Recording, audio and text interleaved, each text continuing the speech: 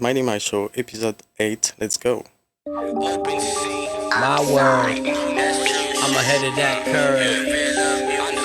That's me. Drinking that NFT. My word, I'm ahead of that curve. That's me. Mixing that NFT. When the gas is high, we don't make that pay. When the gas is high, we don't make that pay. When the gas is high, we don't make that pay.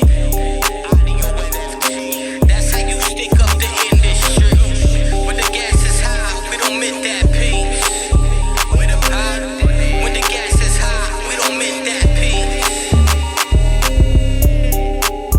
Mighty33 Vandal on the beat. Harrison first. Little Siri. Connie digital. Misery was critical.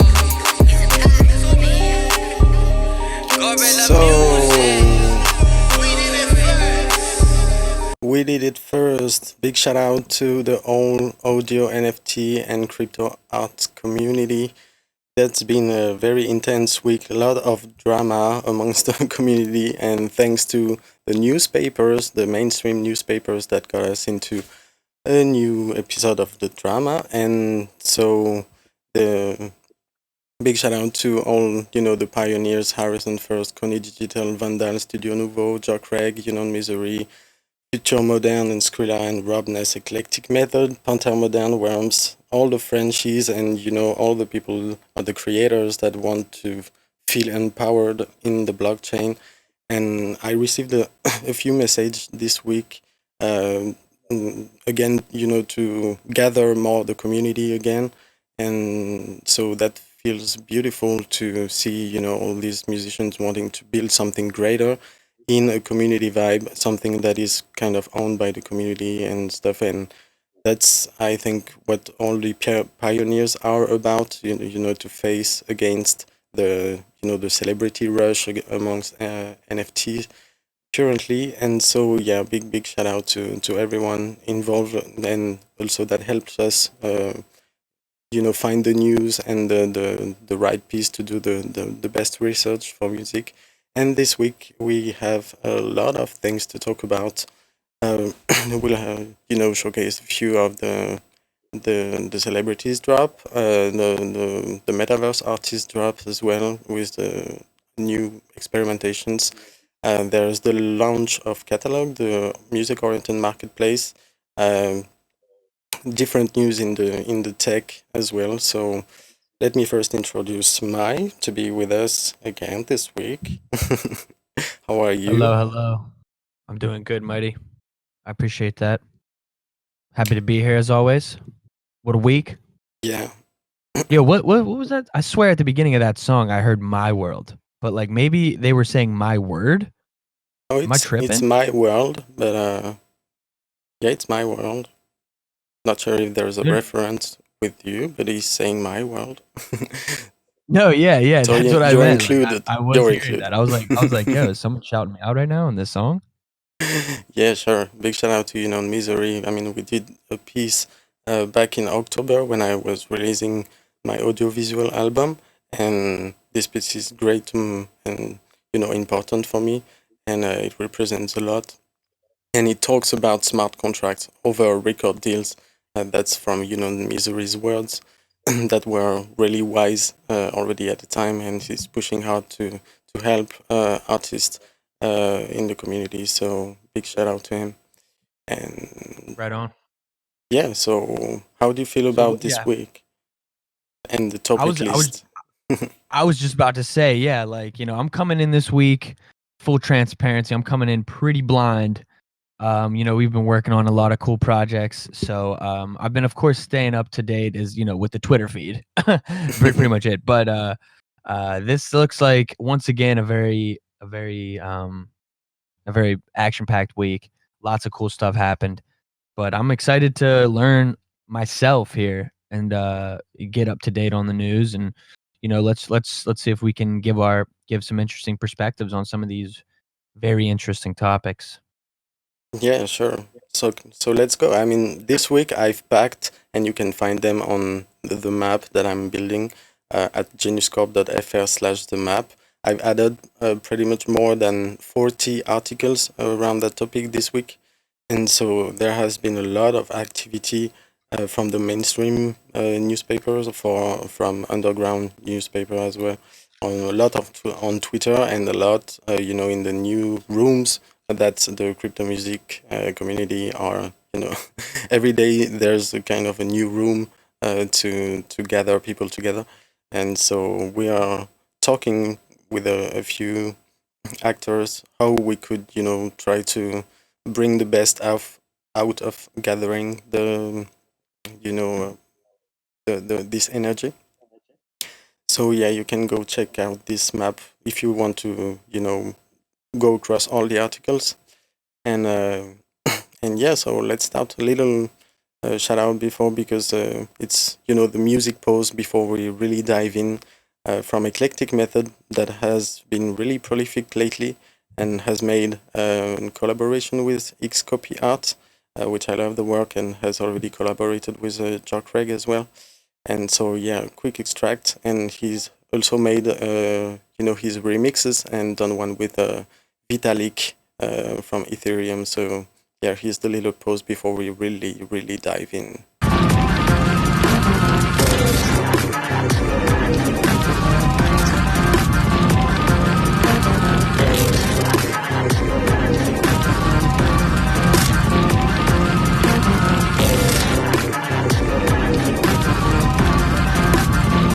Breaking news.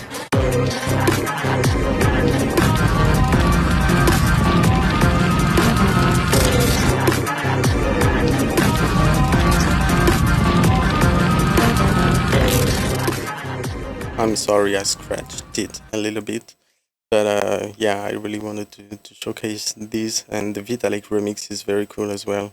Eclectic Method.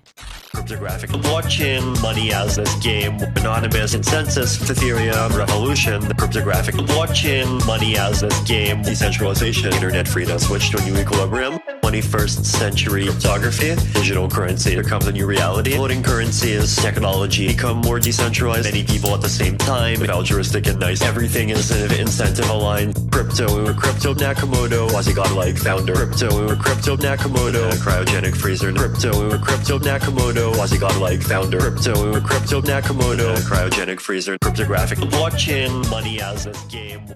So big shout out to Eclectic Method. I love his work, and yeah, let's start. I mean, Let's get it. I was thinking to start with, showcasing the different NFT of the week, like the big ones, the big drops. And so this started with, just before, the same, I wanted to highlight Panther Modern late release, that he's supposedly like the first holographic NFT, which is awesome, in collaboration with Reggie on Zora. And here it goes. Wow.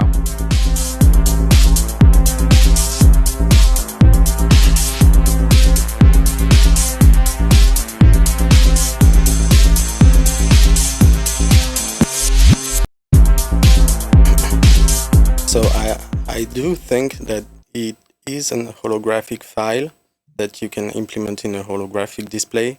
I've seen some lately that looks amazing, and so yeah, big props to them, because it's, as always, visually looking beautiful, and that steps up something definitely. So yeah, and hopefully I'm giving the invitation to have him on the show next week. So let's cross the fingers. Maybe.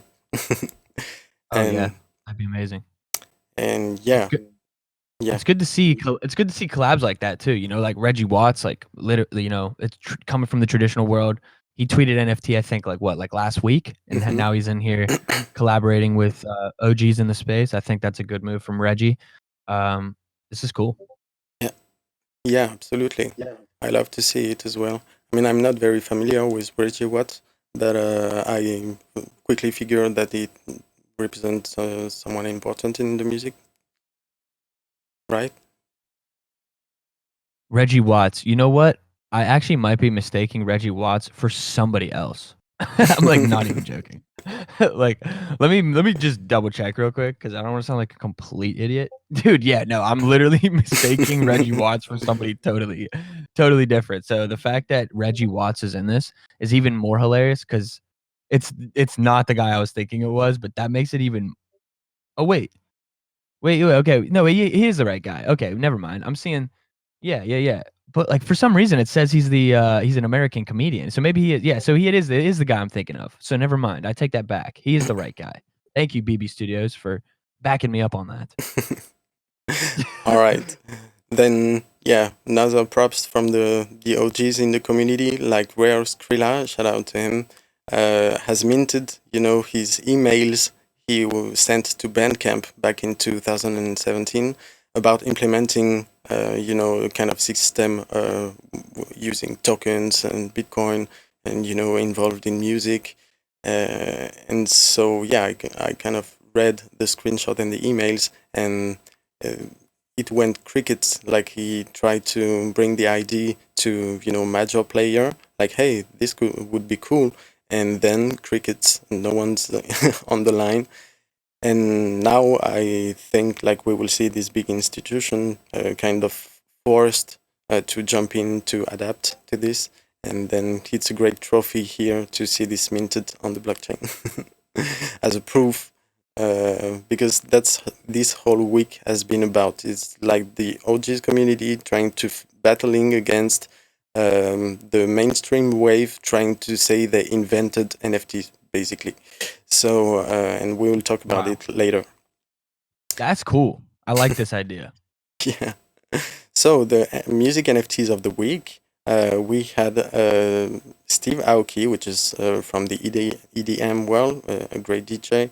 I used to follow him a lot for the 10 past years, and has made his first NFT in collaboration with Anthony Tudisco, and they sold it for approximately like $888.888 dollars, like 8,080. You got it. A lot of dollars. And it comes with a physical, but there's no sound as far as I know. But never mind. It was a big drop and sold out pretty much instantly. So, and yeah, one of the biggest talks of the week as well was about the energy, the carbon footprint of NFTs. And I mean, have you heard about read about it? Yeah, I have seen this, and I mean, as far as now, my knowledge is limited here, but I see this as the kids say FUD.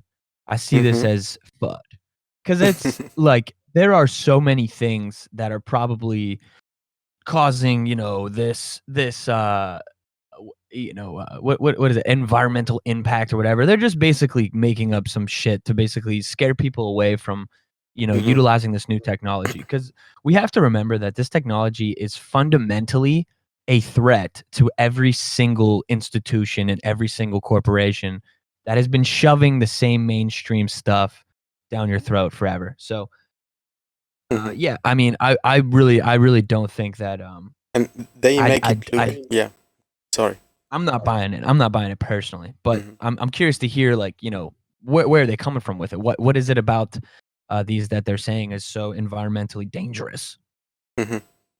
Yeah, I mean, and they make it look dramatic because here, the 5-minute open edition of Steve Aoki, generated the equivalent of 43 years of electricity consumption for one first world citizen. So it's from this point of view, it looks very dramatic, and but there's several arguments that can be brought up against this, like the most demagogic one being is NFT or the human race being the more a threat to the environment, but that's very demagogic. The other one is that it's the first generation of technologies of blockchain that is definitely an ecologic issue. But the next generations are going to be way less consumptive. I don't know. They will consume much less energy and will, a lot of engineers and technicians are currently working on that. And I think we will come up with great solutions. I've seen a few in the past week. So yeah, both of these arguments, I agree with you with the the kind of FUD going for against NFT as clickbait stuff as well. Right. And I mean, we're gonna see that for until something major happens. But yeah, that's not really something I'm buying into at all. I'm not even really engaging in the conversation. It's not really something I see as a real issue. And if it is, I mean, I'm sure that we could find so I think I actually saw somebody kind of make a rebuttal on this, which is think about all of the cloud storage that's going on right now and how much how much quote unquote how much energy that takes up, whatever. So there's probably, like I said, it's just FUD to me. It's just bullshit to me. So I'm not really buying into it. But it's just people pick and choose. So I whatever. I saw a joking comment saying wasting not mining Bitcoin is a waste of energy anyway. So but that was just on the joke side. And right. But I feel, but like little joke has a little bit of truth to it, so I feel it. Yeah. So yeah, and I see a good comments as well in the chat from Donimo. I mean, yeah, that's kind of complicated to deal with all the pros and cons, the ins and outs of this technology, because it's very early yet as well, and we don't measure truly measure the outcomes, I think, of all of this. So yeah, we have to be careful as well when we talk about it. But still, there's kind of propaganda happening as well currently around the NFT, coming to NFT. So yeah, moving on, we've seen Odesza preparing as well a NiftyGateway drop that we can have an extract here.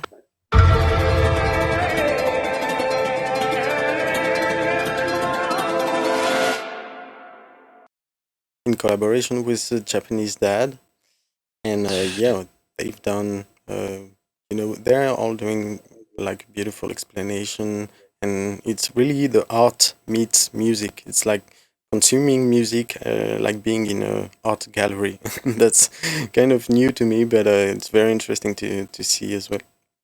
So, do you seems know that seems that we have a Merkaba in this, or at least something some sort polygonal, something very very close to it. So I definitely can fuck with the visual here. Mm-hmm. They know what it is. Sure. And yeah, so again, we had like a surprise because before the success of the Blow release last week, he announced his collaboration with Grimes, which also made her first NFT lately, and so they are going to drop a song, probably a song together. And that's exciting as well, like you said, with Eclectic method and or Panther Modern and Reggie Watts, this kind of collaboration happening real quick. And here, a big shout out and congratulations. We're excited to see this drop from Blow and SSX Blow and Grimes Monday. So here as well, there's a little extract.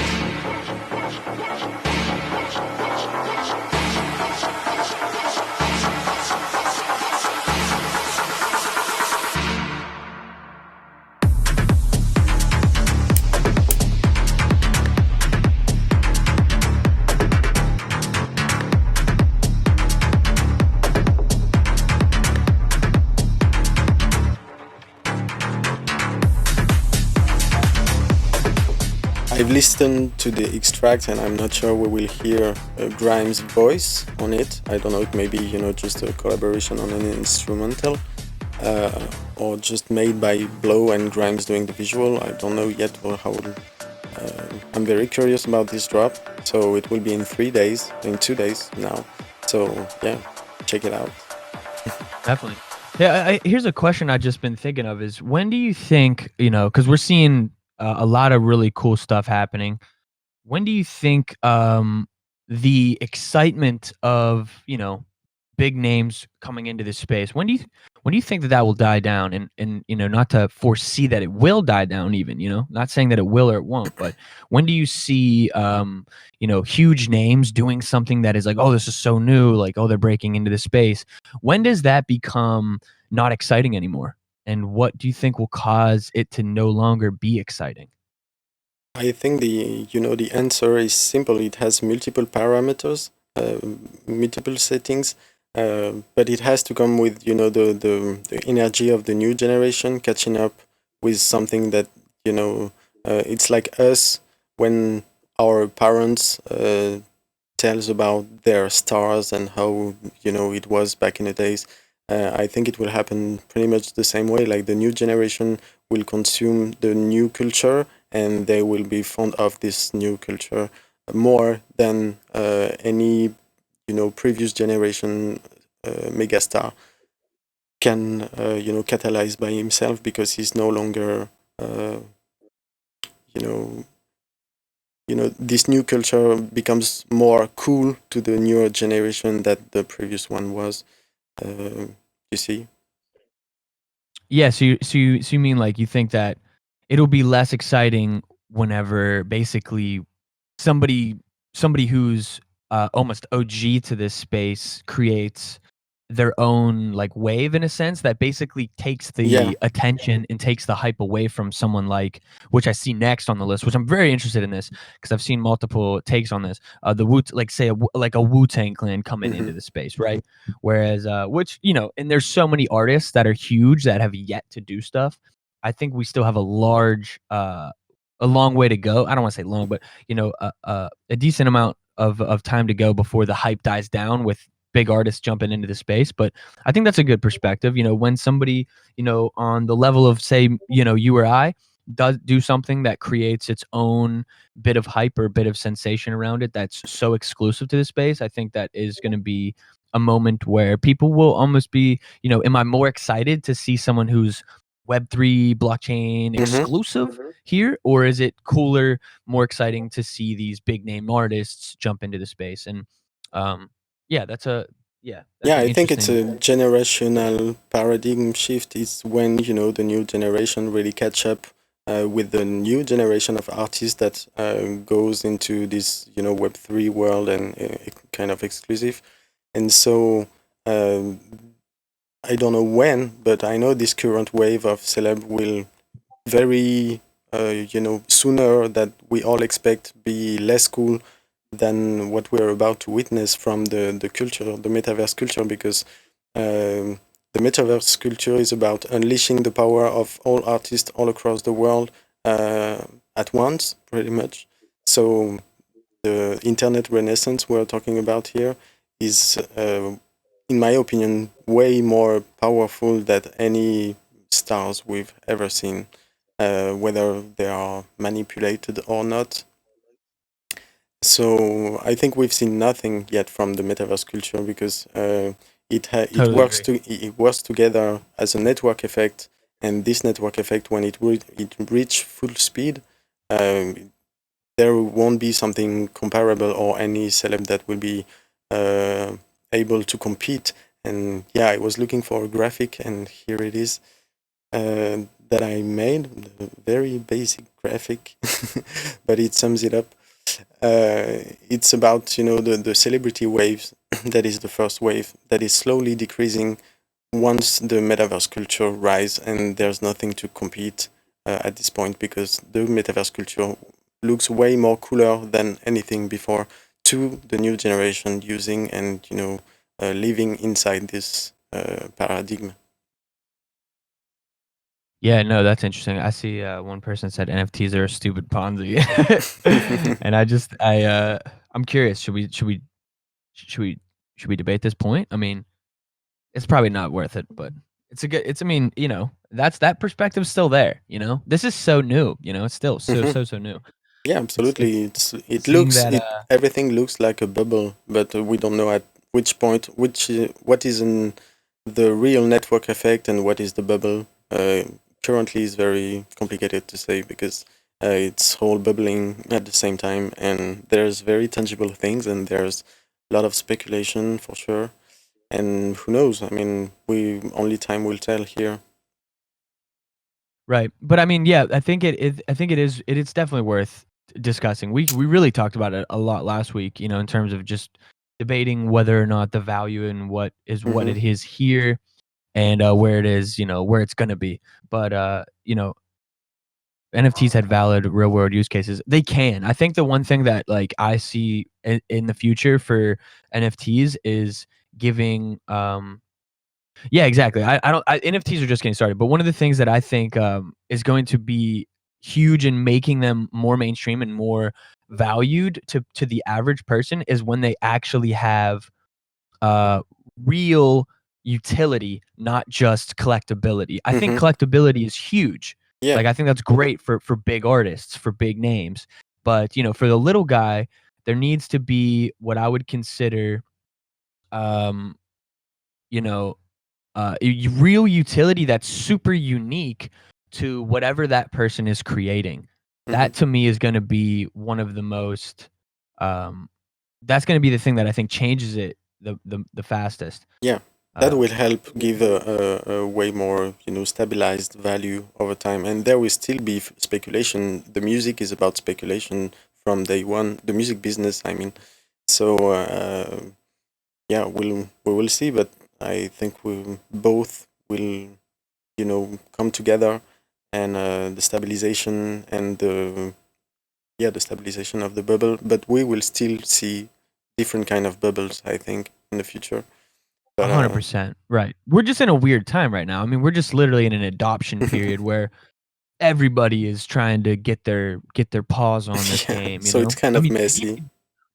I mean, honestly, one of the things I think, you just mentioned Blau again, and he is out here, man. He is fucking collabing. He is making NFTs. Yeah. He is milking this time period Hmm. where better than any of the artists. And I am going to use the phrase milking because I think everybody who's really aware of the future knows that this time period in history Yeah, where that's there's a about it. But it's not a negative comment to me. I do feel like right. milking this time currently, definitely. So yeah, that's a good analogy. Actually, I haven't thought about it like this. Anyway, Well, and right, because yeah, there's only so much time before that bubble changes, or like there's so many more people here that they realize like, we can't be on average spending hmm, it's just not going to be average that the average person is going to drop an NFT and sell it for a ridiculous amount of money, blah blah blah. And I honestly would say that that's going to be the case for a bigger named artist as well, but it's just going to take time before that market kind of yeah, situation changes. So milk it for all you can while it's hot right now, and while people are really here, um, yeah. wanting to make that money. That would Um, be my advice to all the newcomers, because I wanted to shout out them as well. A lot of newcomers this week, great-minded talents coming, understanding the NFT. And yeah, sure, it's today is a great time to milk your time. And so go ahead, a lot, show your talent, show your creativity, give it 100%, 200%, and it will pay off. Everyone is open here. The community is the greatest I've ever seen in my life. And I feel again grateful Yep. about being part of it. So yeah, Absolutely. I just saw a question about AR VR being hot right now. It's still early in my opinion, and shout out to Space Painter and yeah, Panther Modern as well, because they are doing great work in AR and VR. To Godfrey Mayer as well, that is doing great work in VR. But I do feel that in general, it's still a little bit early for AR and VR to pop. But like it is in music, I mean, music has a more broad use case than AR and VR currently, but definitely it's gonna be mind blowing at some point. and it will pretty much, I think, come with the technology that makes it easy to, like the NFT, make it easy to sell a $20 NFT for your neighbors and with no fees and in less than a second and stuff. So it will go when things will get easier on the technological point. We will definitely see the rise of this new space and collaborating with other arts and especially music. Definitely. So, Shall we get into this WuTang? This yeah, WuTang thing right yeah, now? we are getting into some controversy. So yeah, I've read the news that WuTang Clan is releasing something again, 36 copy of a book via non-fungible tokens. And so I don't know yet about non-fungible tokens because on the official website of WuTang Clan it's not mentioned. And there has been a confusion as well because someone created a WuTang Clan account right at the time where this drop, this news came out. And so there was kind of, a time where everyone thought that this WuTang Clan on Rarible was official. And a few days later, because the visuals was, matching and everything. So a few days later, connecting to the same, URL, rarible.com/WuTang, the page has disappeared and suddenly turned to something that is called now the shop, and which is the page from an artist, Dario, the artist. I've investigated this story a little bit, and that is doing art, WuTang Clan art. He puts it on Rarible, and then I don't know if the news, made the confusion and wrote about both. I mean, I have no doubt that WuTang Clan is thinking about NFT because they are not mentioning NFT, but they are talking about certification. And here is the piece that will be sold. And it's a beautiful, beautiful piece. But I think there were some confusion with the drop of this Rarible page because this Rarible page got like 900 followers in like 24 hours. So there were definitely something wrong, and he has to change very quick his URL to the shop, something that is not related to WuTang Clan because maybe it was not. I mean, you got me. You understand me. Yeah, like right. It was probably not verified, and the guy was like, "Oh Yeah. shit, I better fucking change this before I get sued." Yeah, something like that. But he did, like Optical Illusion, which is a WuTang Clan tribute piece, and different ones. So yeah, it got confusing, like the WuTang Clan 36 digital stamps he's putting out there as well. And I was wondering at some point, is the shop, the new ID from the WuTang Clan, rebranding, preparing something in the NFT space as a new brand that they would call the shop. But no, it seems that it is Dario. But yeah, Well, that's interesting. the WuTang Clan drop is about to be very interesting as well because it's about making the rarest books on Earth, and it reminded me of this idea of the rarest book, which is a collection of all rare Pepe cards that has been edited to 300 edition, and that is indeed one of the rarest book on Earth. So yeah, WuTang Clan decided to kind of do the same and do 36 books that will, includes a lot of pictures from the unreleased pictures from the band and stuff. There's a little teaser here. So yeah, pretty interesting to see when it will be official or not, if it's about NFTs as well. And if so, how will it occur and stuff. So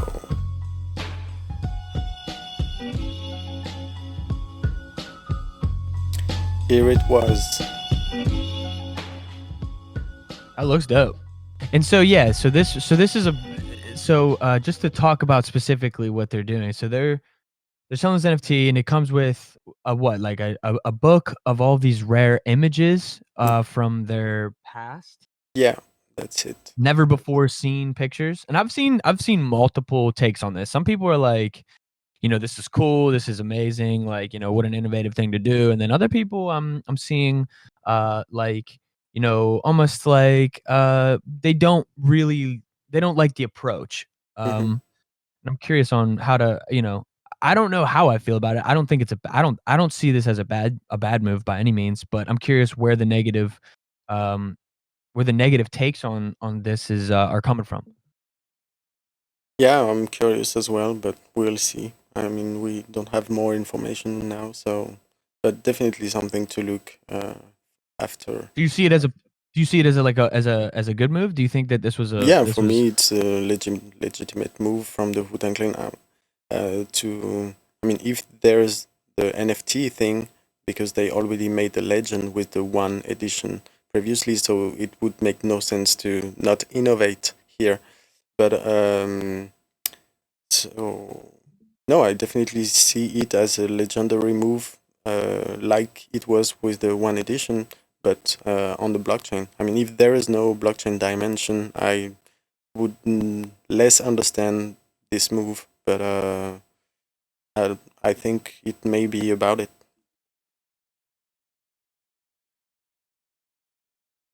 right on? Well, shout out to WuTang. Yeah, shout out to WuTang. And yeah, so yeah, that was very interesting to see because I was wondering in terms of copyright.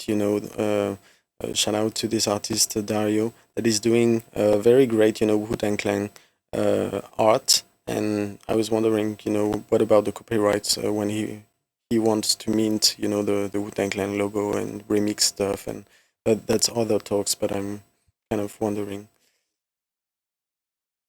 So yeah, speaking about the users' accounts that has been watched closely, that's what happened with the fake Daft Punk, because there was a Rarible.com/Daft Punk that tried, when the band split about 10 days ago, that this Rarible page was created and tried to sell kind of fake Daft Punk's assets. And yeah, it has been checked. I think it seems like Rarible got into it, and I haven't seen this page before where it says this user or item has been temporarily blocked from public access. If you think that it was blocked by mistake, please let us know. So they are opening the door. If you are Daft Punk, please write to us. But this user has been blocked. So, I mean, it's cool to see as well a little bit of, troubleshooting when it comes to this euphoria right now, because everyone can create a Rarible account / a megastar. So it has to be, pretty much checked, even though there's the verification check mark, but sometimes it can be misleading, and we've talked about it in previous shows as well. And it's so much misleading that, and we'll get into the newspapers topics of the week. We'll talk about Rolling Stones, Pitchfork, and the Forbes magazine, so big mainstreams magazine. And like Forbes got trapped, like they wrote a great article about NFTs and stuff, but at some point they write like Daft Punk issue several collective NFT on the Rarible platform before announcing they broke up.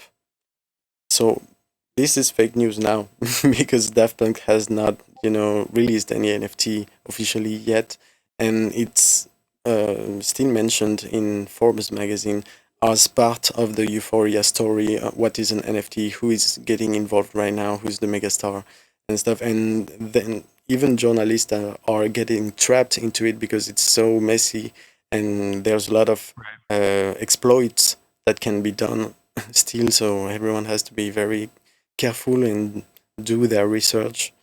And it's not that evident when it comes to this revolution, because it's kind of overwhelming as well. Yeah, definitely. I mean, yeah, being so new, it's tough to probably tell what's real and what's fake. But yeah, but that's just part of it right now. It's just up to us to just make sure that we're staying we're staying sharp. Yeah, sure. And so about staying sharp, let's go into the Rolling Stone drama article of the week. So I guess you've seen this or you've talked about this with people in the community, right? The Kings of Leon or the Yeah, Rolling Stone, just like the article. no, the Kings of Leon article about I've the I fact think that. I've heard some. I think I've heard some of the dialogue about it, which is basically like, correct me if I'm wrong. So essentially, the biggest thing that I'm seeing about this Rolling Stone article is that it's basically, them just acting like it's the first time that anybody's ever done something like this, Mhm. when um, it's really not. Is that the case, or is it more or less just exciting because Rolling Stone is covering anything when it comes to NFTs? What is the I mean, it's what's the both approach on it? because, to be honest, I think the music NFT space hasn't had a better public relation article like this one because I think this one brings like way more attention than anyone combined, has ever, raised interest around the space. So it's definitely the best advertisement about music and NFT. But at the same time, it's just too bad it comes with a controversy. And the controversy being that they, states that Kings of Leon will be the first band to release an album as an NFT. So that's the story. And we all know here that that is not the case. And so it's kind of, everyone was kind of offended. I saw a lot of reactions from the music community that try to battle against and say, some being aggressive, other being trying to be, helpful, saying, hey, please, this is not journalism, because if it was, a few minutes of research would have revealed that this, existed amongst the metaverse, the thing called the metaverse, and but I've heard the argument like, okay, but the metaverse culture is not selling newspapers right now, and that's true. Absolutely, that's true. But is that, Mm.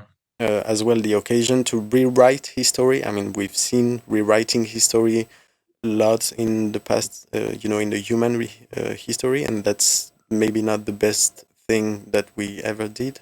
And these tricks are happening again, and I know it feels clickbait, to write this and stuff, but at the same time, um, like, Oh, it's disrespectful as well for the people that were here and trying to innovate first, you know. absolutely. And I mean, this is probably the problem that gets faced with anybody that's super early in a space. You're just not necessarily gonna always get the um the recognition that you really deserve. I was talking to Connie about this, you know what I'm saying? And we had a nice long conversation about it, and it was good. But it's just like sometimes it's too early and you really can't help, like, how much of that article was written from a place of how much of that article was written from a place of innocence, or Mm-hmm. was it written from a place of them trying to just make um Kings of Leon look even better. I Mm-hmm. I I wonder what the perspective of Rolling Stones or whoever wrote that article was. Mm-hmm. Yeah, because I've heard comments back like, what why King of Leon? Because, since 2010 we haven't heard of this band ever, and now they are back, on top of the headlines, stealing the prime of everyone working in a specific space, and so it makes it, kind of perturbant. But anyway, uh, something very interesting that I saw is that when looking for the keywords King of Leon and Rolling Stones, I found the French article. And I had the good luck to discover that the French article is like the same article published like kind of the same date. It was published on the 3 March, and then the French article from Rolling Stones France was written on the 6 March, and the article doesn't mention NFT at all, like never. It's just talk about how the music is. Okay, so and then it's this kind of article that elaborates music with the beautiful words, but that are kind of pointless because music is hard to describe with words. But anyway, it's the music critic. It's a very simple music critic. But knowing the controversy that happened with the original article, it was so surpriseful to see such an amount of text being written on the album and no mention of any NFT of any kind. So I was like, okay, what's happening amongst the same company? It to me it points to the direction of agendas, because for sure, let's suppose innocence takes place, and let's suppose agendas takes place as well.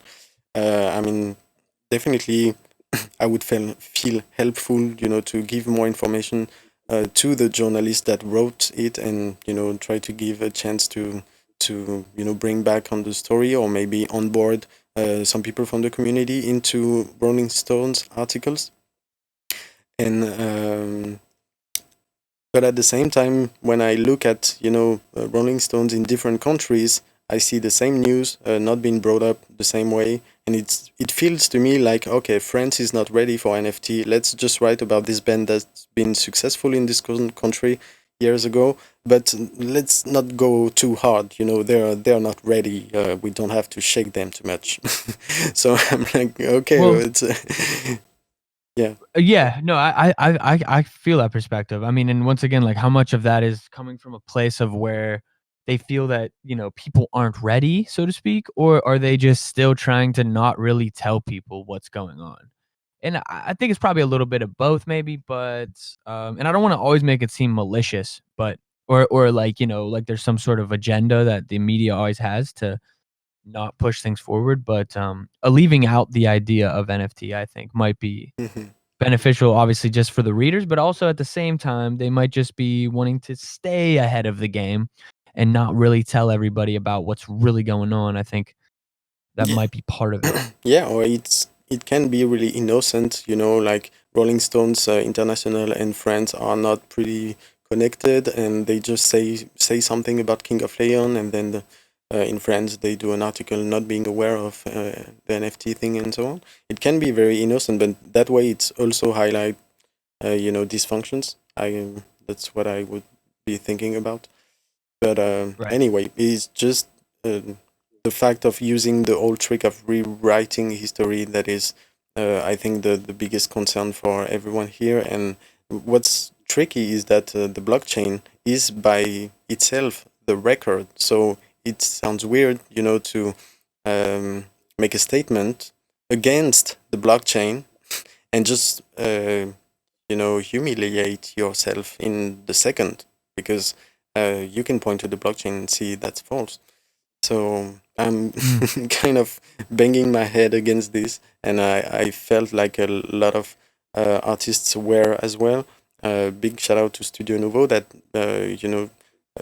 we talked about it in our previous show. That is working a lot on NFT music history and trying to bring together all the pieces, whether they are tweets or music or documents that gives the historic of the music NFT, whether it's about singles, unlockables, music, audiovisual art, full albums as well. And so this was a great resource for to send to Rolling Stone saying, hey, here's something for your research. Feel free to consult it, like in a very simple and helpful manner. So anyway, I think we've seen everything about it here, but they are doing a great Right. job because they've also released another article about Portugal the Man, why cryptocurrency is the new rock and roll, and we've talked a few weeks back about us being the meta stars, the metaverse versions of the rock stars. But yeah, so they are doing love it. great job. I'm just pointing to weird things, but they are still promoting being the best promotion that the NFT and music can ever have today. So that's great as well to see that. Definitely. Well, yeah, interesting articles written by Rolling Stone. I guess ultimately, though, to conclude like Rolling Stone covering NFTs at all, whether they do it accurately or not accurately, I think it's ultimately in the macro sense just another good sign. I don't think anybody here is confused that this is obviously this isn't like some bullshit. We're not all here like we're not all crazy. Like, obviously, we're gonna see some bad articles. We're gonna see some things that are misinformation. We're gonna see some things that are misrepresented. We're gonna see stuff getting overlooked. But ultimately, I see that just it being talked about at all is ultimately a good thing. So Yeah. um, So yeah, yeah. shout out to Pitchfork as well. That this article is great, and they are just cover the basics. What are NFTs? Where did they come from? Why is it so popular right now? Which musicians are doing this? And a lot of initial thoughts to get involved, and that's great resources for everyone to check that want to understand these things a little better. So I feel this newspaper, mainstream newspaper, getting involved, and some want to try to do their best, but you can still feel some of them are kind of influenced by other settings that's just leading this revolution. Right. So yeah, but the sales from the King of Leon went really well, and the numbers are pretty astonishing. Again, there is Right. 20,000 assets and 377 owners for average of 0.09 Ethereum and 826,000 trades around those. That's pretty massive. I've done the math. I don't know if I've done the math right, but it was like 826,000 multiplies 0.09 to see the market cap of this collection, and it was like several billions. So I'm not sure if someone can help me confirm Billions? this. No, millions. Sorry. Oh, Yeah. millions. I was gonna say billions, bro. I was It's gonna be like, around dude, 10. what? It's around 10 millions of volume. It doesn't mean it represents 10 millions, but it's the total volume since the collection exists. So it's pretty very significant. I mean, it's insane, yeah. I mean, seeing the numbers on these big names drop is going to just continually be exciting, astonishing, and just that question that I have been posing for the past couple of weeks, which is when does this concept when does this hype change? And when does it adapt into what will be normal? Or maybe this is normal. We don't know, right? Mm-hmm. But I mean, it's good. It's good to see people be successful though in this space. Whether it's a million for an NFT or if it's $10, whatever it is. I mean, it's just good to see people getting sold. The new normal, Vandal. I hope so. I hope this is the new normal. Yeah, sure. Scary new normal though, because you got to Yeah. imagine, man. If you make all of the artists in the world rich, I mean, what's that gonna do? Yeah. I don't know. Is that a That's good gonna thing? be a great anarchy. But yeah, and I've something to relativize. Do I pronounce well? Relativize? Revitalized? Is that what you're saying? Relativize. Yeah, something. So I, Yeah, I, you killed it. I found, looking on YouTube for, again, the NFT music and blockchain keywords. And I relativized this whole story about the Rolling Stone, the drama. I found something, and shout out to him because I love the energy from him. I'm not mocking at all. It was just funny to go across this content, and it was a video he did like the day after the King of Leon drop, and so here it is. Just a few seconds. Now, I'm pretty sure I'm the first musician to ever do this. I cannot even tell you how excited I am. I just released my first ever and potentially the first ever visual music NFT album. I just Okay, so I will stop here. Wait, I'm sorry. Did he just say he's the first, or did he say his first? No, he is the first. Oh, okay, that's hilarious. I mean, so he's got to be kidding. I'm not sure. No, he's pretty serious, and I've seen the drop on Rarible, and the sound is very cool, and I'm encouraging him a lot to do more in the space. But it was just funny to see, okay, either we are too much plugging into the Matrix, or either he doesn't have internet and, just found a connection back a few days ago and discovered this space. But it's very innocent. Yeah, I can feel the innocence, and I love this kind of energy. So I'm not mocking at all. It was just, after digging for more than 1 week about the situation and all the angriness I felt as well in the space, like everyone being crazy around this, like how could they stole the headlines, from us building in this community and stuff.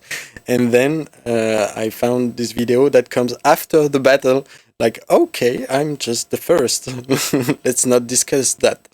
And that was just a good thing to relativize how early all this is. And that, I think from the perception of the next... Yeah? I didn't want to cut you off. I wanted you. No, it's okay. You can finish. All I was gonna say is the next wave that we're about to see, I think everybody should be extremely excited for. To me, the next wave of NFTs and music is just incredibly creative experience, an incredibly unique utility with NFTs and incorporating the community and giving people like access and ownership in a way that just simply isn't on the surface. Having 10% of a record is great, and I still think that that's an awesome utility, but ultimately I see that the future is going to be even deeper than that. I have I want to just throw out all these ideas, but I don't want to give everybody my ideas. But like, I really do believe that the utility and really just making things really creative and making it feel like a game, almost making feel like they're really playing a part in your success, that to me will be very much so the most exciting thing to see. And that's going to come very soon, because the more we see of people who are out here, disrespecting, the craft, so to speak, whatever, I think that the next step here is gonna be huge in terms of creativity, because we're gonna have no choice. People are gonna have to innovate.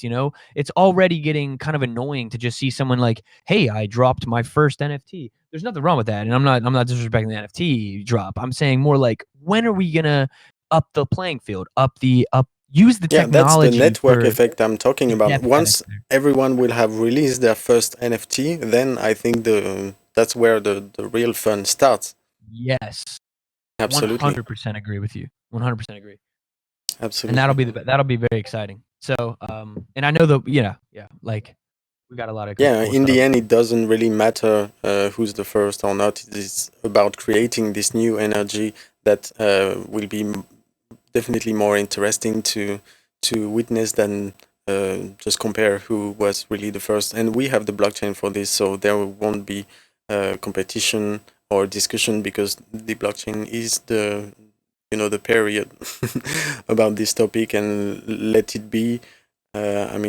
It's not a race, and even though we feel like Right. we want to pioneer and be on the fanciest ideas and stuff, it's great, and I say this as well for the new people around, to do this in a fun way and not being aggressively competitive with people in the space, because that's not the best energy to share if you want to build something over the long haul.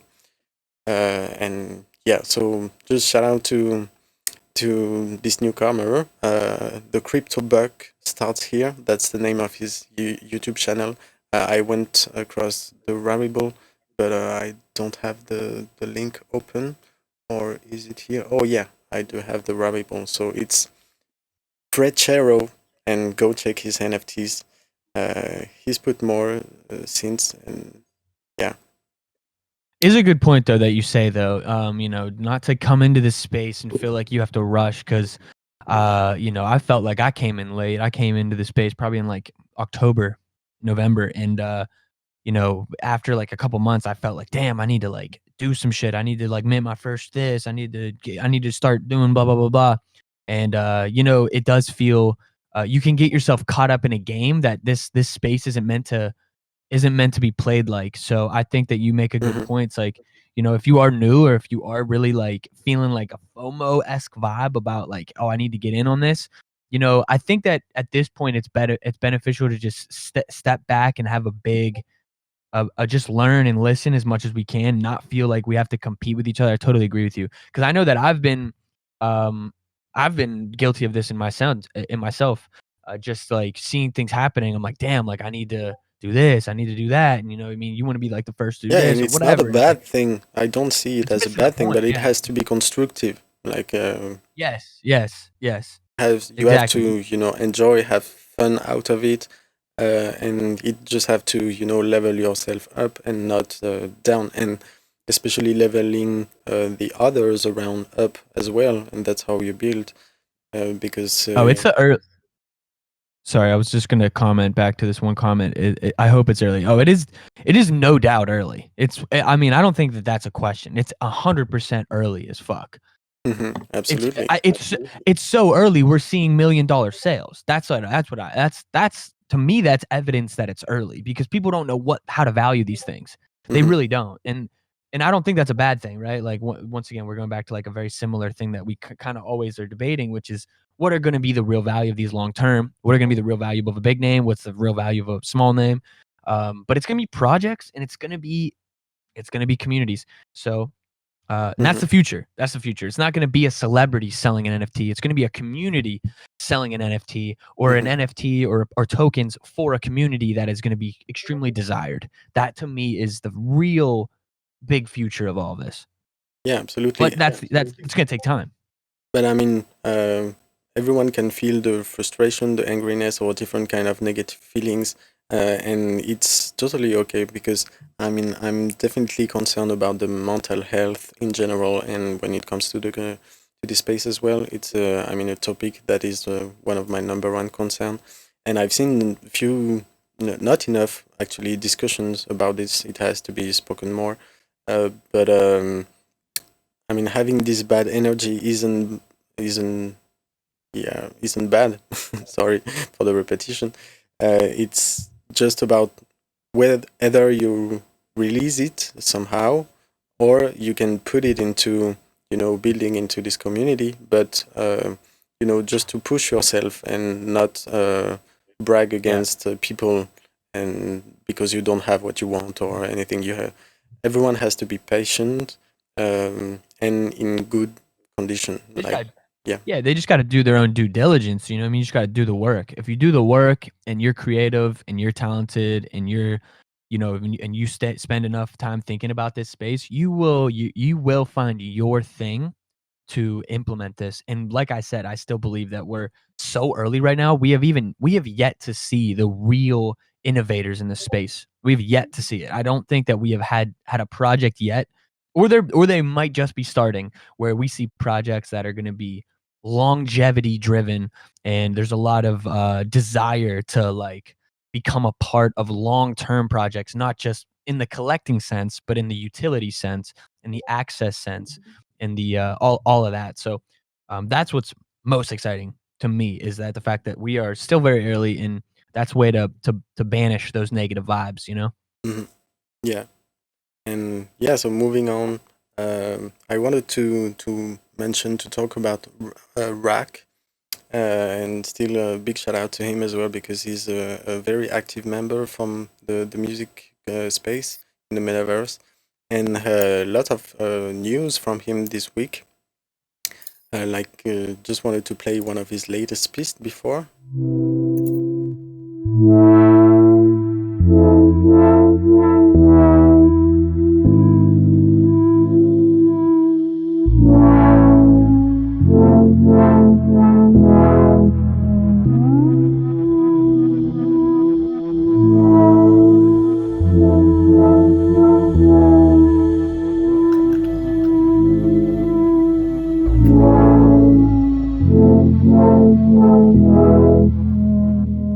I love the association of 3D animation and music this way. It inspires me a lot. And so this one is dropping on Maker's Place in collaboration with Lucas Sanoto. And so Rack have brought us some news this week. And speaking about gathering the community, I think he's going in that direction as well. Benefiting from his advanced move, and he's starting an NFT creative agency. So stating that the rest of the industry is scrambling to understand this, and we've been doing it since 2017. If you want to join the best minds in the space and do this right, reach out. Sorry. So the company is called Six Digital, Six.digital, and the website is currently in a creation. It's just an address email right now to reach out. But that's great to see further moves in that direction, because that's something I'm currently thinking about as well, to try to gather the best minds and incubate that energy from the music scene creatively and businessly. And I think that's what an NFT creative agency would be about. To easy the process of creating and connect people together as well. So shout out for this. And I've seen a new music initiative called Chorus X that is from the Netherlands, and which is will be a sort of marketplace powered by XRP, all about music. And that's kind of the same energy, because there will be buying buildings in different cities to create a kind of hackerspace for NFTs and artists and stuff. So in different cities you would have this application that would look like a Vamper, the kind of Tinder for musician, and so you can spot musicians around you and stuff, and meet in these buildings that will be acquired by Chorus X to be some kind of hackerspace for creatives, whether they are video makers or music makers working on great installation. And the deal is it would be like kind of a subscription, so you pay $10 a month and you get access to all the buildings and the incubation things. And so that's interesting to see different kinds of agency mindset emerging as well from the OGs and from advanced tech people as well, or innovative Definitely. tech people. Yeah, I mean, I see this as probably the best move from people who are early in the space too, because that's going to be the first thing that we see from big industry names. Is I think they're going to start to essentially like find ways to basically make all of this process easier for new artists or new creators in the space, and they're going to give people way easier avenues to either create their NFT or to do innovative creative things. So I think agencies are a great addition to the And yeah, a second part of the deal space.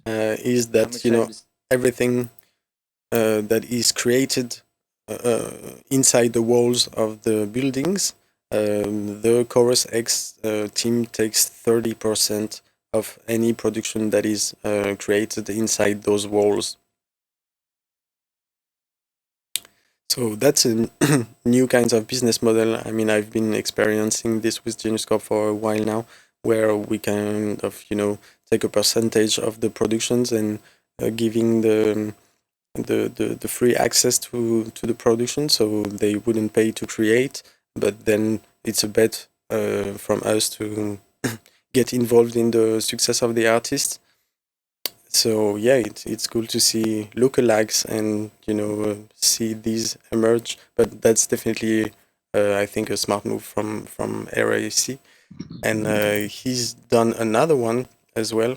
I mean, the creative agency has been mentioned in the Forbes magazine, so they're on it as well, getting great promotion and marketing currently. And another thing he launched, or is about to launch, is the Remix token with a platform that's called the Remix Exchange. And here's the statement: what happens when artists creating sample packs own the platform they are launching on? So, have you seen this? No, I actually haven't seen this yet. This looks dope. It's in collaboration with Boys Noise, which are DJs as well, that I used to track for 10 years, and that emerged now in this NFT space. They're who made that When Moon track. Yeah, exactly. That you remixed. Right, yeah. So, yeah, interesting news from Rag this week. Big shout out to him. And we're coming to something interesting as well, is the launch of Catalog, the music-oriented marketplace that is opening today. Have you had a look at it? I've scrolled through it briefly. I remember when this started to launch, like 3 months ago. I tried to get in, but I didn't. But yeah, no, it looks cool. It looks similar to I know it's built on Zora. I know that it seems like it has a very similar vibe. Mm-hmm. But yeah, no, I mean this is super exciting. I'm excited to see what kind of market this creates and what kind of people this attracts and how people are gonna utilize it. Sure. So I just opened the page and I kept it intact so we could just see together for the show how it goes. And you get that little prompt that says welcome to Catalog. And Catalog is a space to collect, trade, and listen to one-of-one digital records, artists certified, probably authentic works.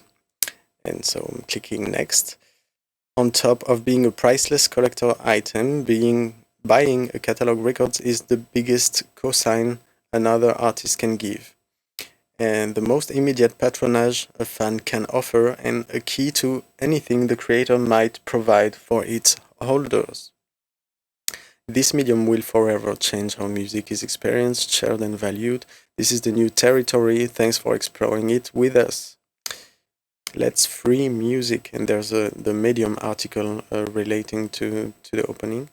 And so here I am on Catalog, and I have nothing yet, but you can search and explore what are the early release. There's a few names out there. I see Verite, shout out to her and her podcast. I see MNDSGN that is pretty known as well. So yeah, interesting to see what it will be about. Like you say, I can feel the Zora vibe, but Eggs, I know this track. I remixed this track with my buddy at geniuscorp a few years ago.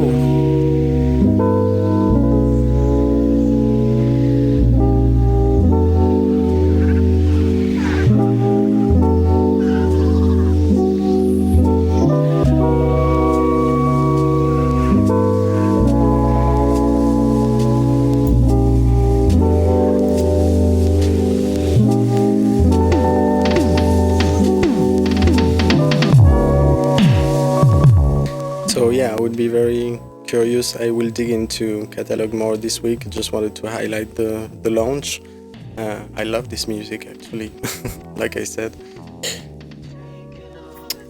Yeah, and you said the song. You said you remixed it a few years ago. So is this a pretty old tune? Yeah, that's what I'm wondering because this song is old. Yeah, it's something like 6 years old, and so I'm wondering, yeah, about the copyright of this. Like, how is it working? It's like the one of this release, and someone asked me the question like, when it comes to distributing your music, does the NFT affects or is an intrusion to that? And I don't think so. We still have to be, there's still a void legally about all this, but it's definitely like a new edition to me. So it can work with all the back catalog of everyone not being, an issue. But at the same time, what about, I don't know, Kanye West trying to do an NFT of an album that is currently under a record deal? I don't know how the lawyers will handle that. So, but here is the case. I mean, MND just minted a track that is 6 years old. That is a beautiful one, and that deserves to me to be on this kind of platform. But yeah, that asks the question of how to handle, your copyrights when it comes to such a platform. Yeah, no. I mean, yeah, that'll be interesting to see how these types of battles take place, because I'm sure that there's going to be plenty of them in the future.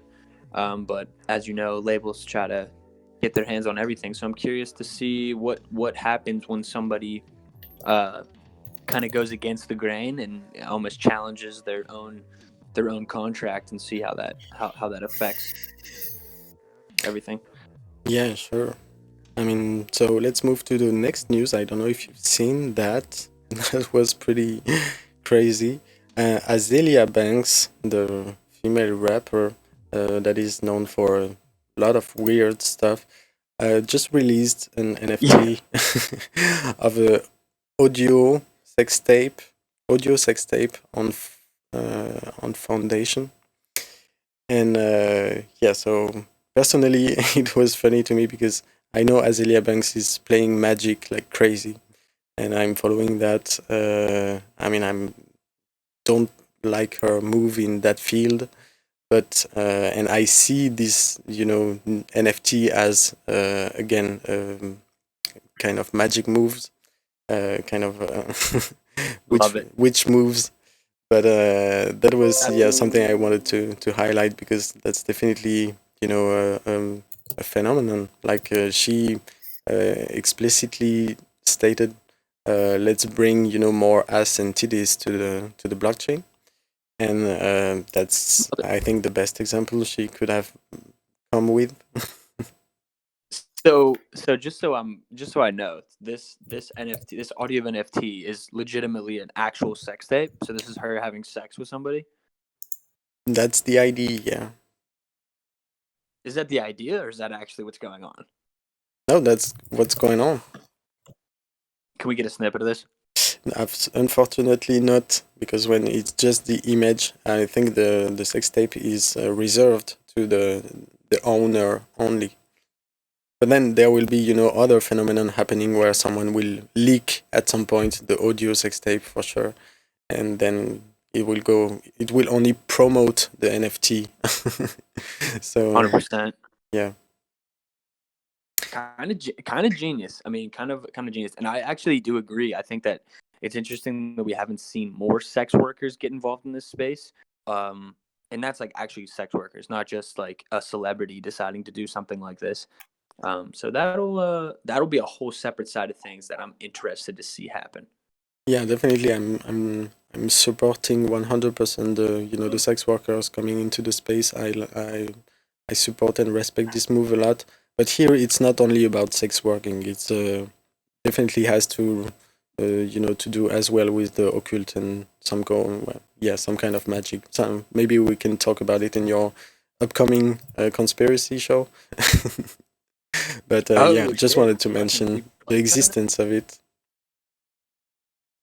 I mean, hey, the votes are getting in. I'll plug that at the end of this, but dude, yeah, this is gonna be interesting. I mean, I'm a fan. I know that you said that you're not necessarily a fan of her magic moves, but I find it just super interesting, super intriguing. I actually like Azealia Banks. I think a lot of people I like hate the her, but, like, music. Yeah, I love.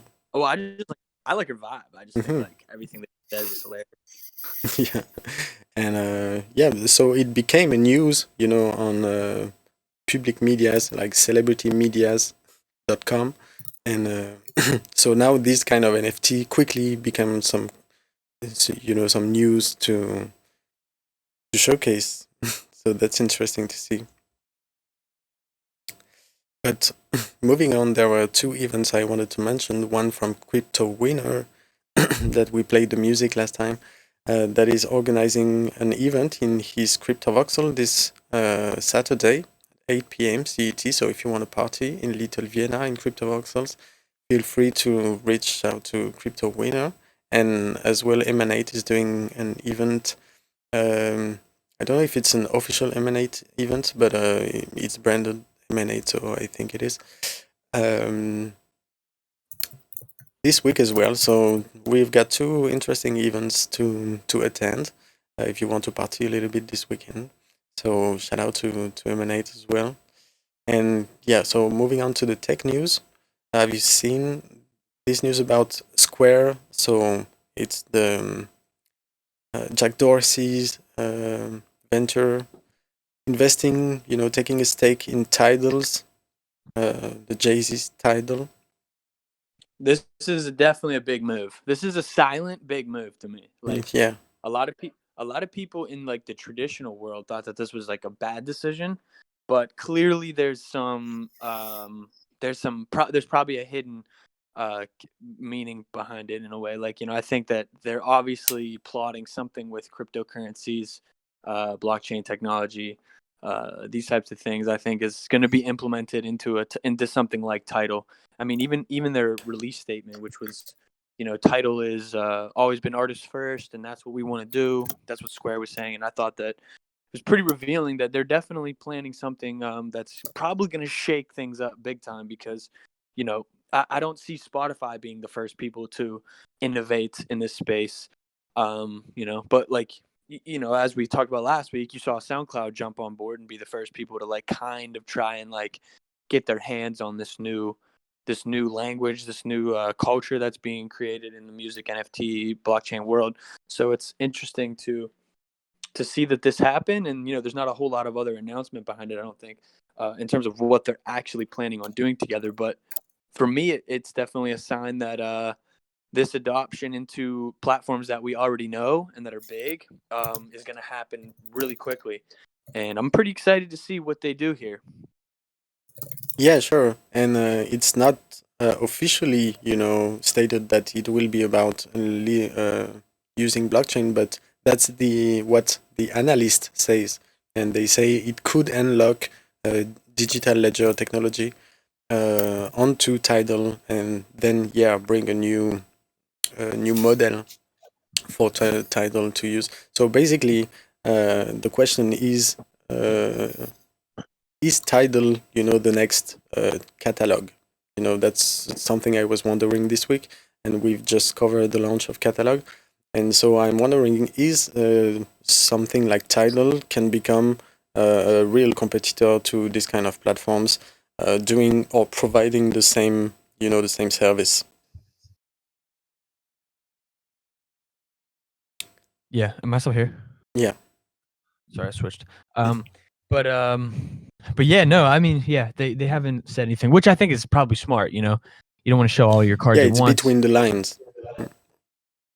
Yeah, for me, that's. I mean, I'm just guessing. I'm theorizing that they're going to do something in this space, with this space in mind.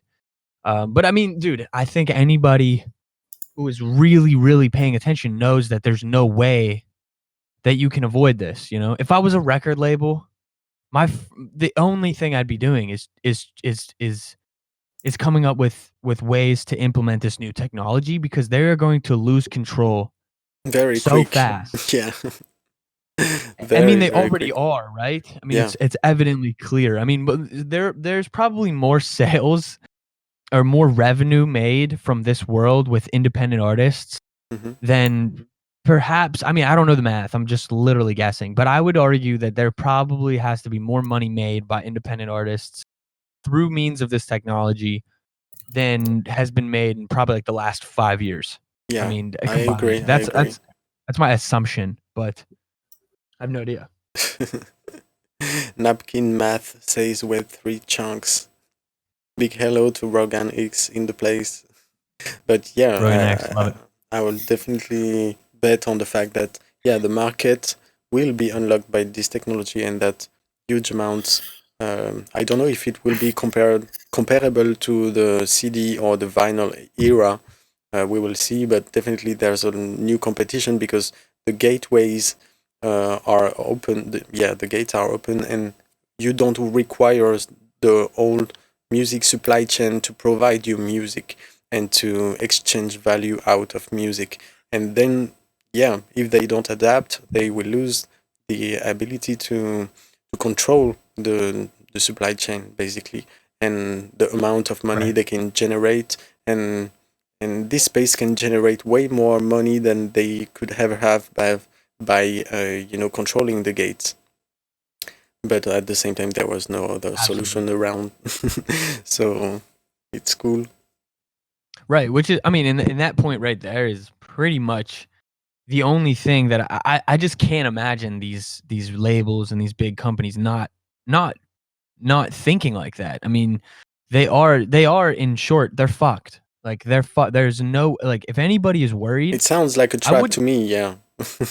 yeah, if I don't know if Spotify is more worried or if the labels are more worried. You know what I mean? I don't know who's more worried, but ultimately somebody is going to be fucked here. And if they don't innovate, but this is such an opportunity to get ahead.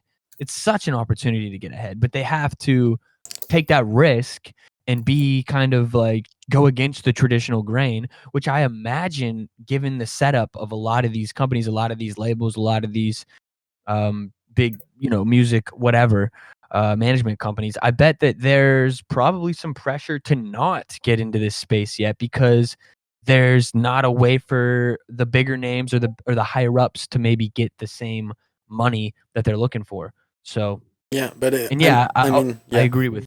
Go ahead. I agree with some of these comments too. Spotify has control of the infrastructure, the listeners. I agree. I think that's why, if Spotify is smart, they will essentially make this.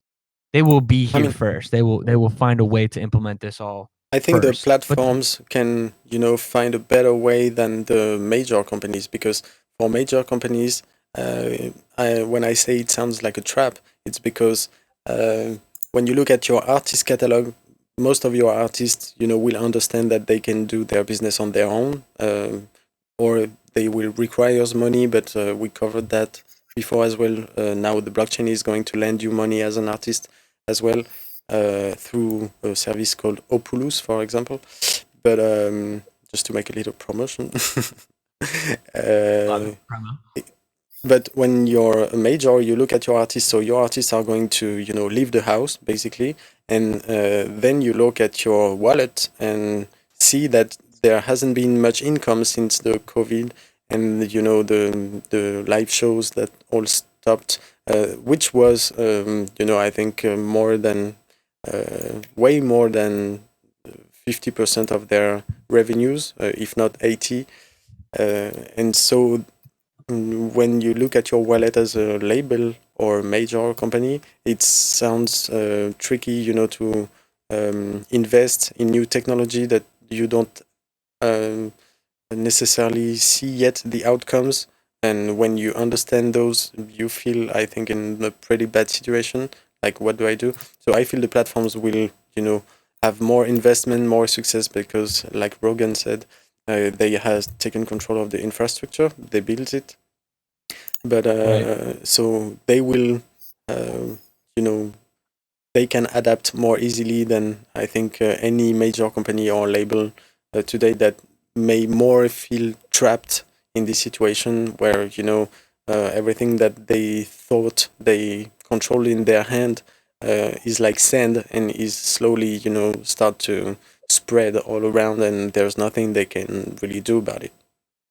And don't have much, investment funds to truly shift their economic model into something new, have the resource to research, to develop and stuff. that's a hell for, I think, for labels and majors. Right. Right. Well, I mean, hey, you know, if you're a label out there, fucking innovate. Do it. Just start.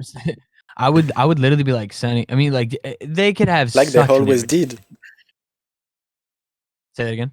Like they always did from the existence of labels. They had to innovate from 17 years now, so it's kind of the routine now to to have to. It's just a switch of generation where, you know, the one that were owning the walls doesn't necessarily, after this current crisis, have the energy to jump into something new. I mean, I felt that with my father when the internet come out and he was close to his retirement, and he has this vinyl shop, and when he closed, he tried, you know, to be a little bit on the internet. He has one of the first, you know, vinyl shop website where you can buy your vinyls through post, but through local post.